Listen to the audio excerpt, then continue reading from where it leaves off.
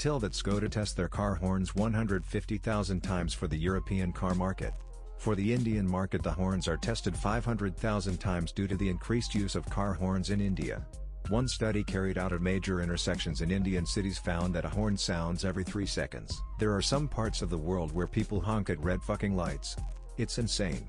People see the horn as an extension of their emotions and they blow them freely. I've spent several months in India. I really doubt this story. 3 seconds sound highly exaggerated, more like their times a second. I'm from Sweden. I remember hearing a car horn 2 weeks ago, or maybe it was 3.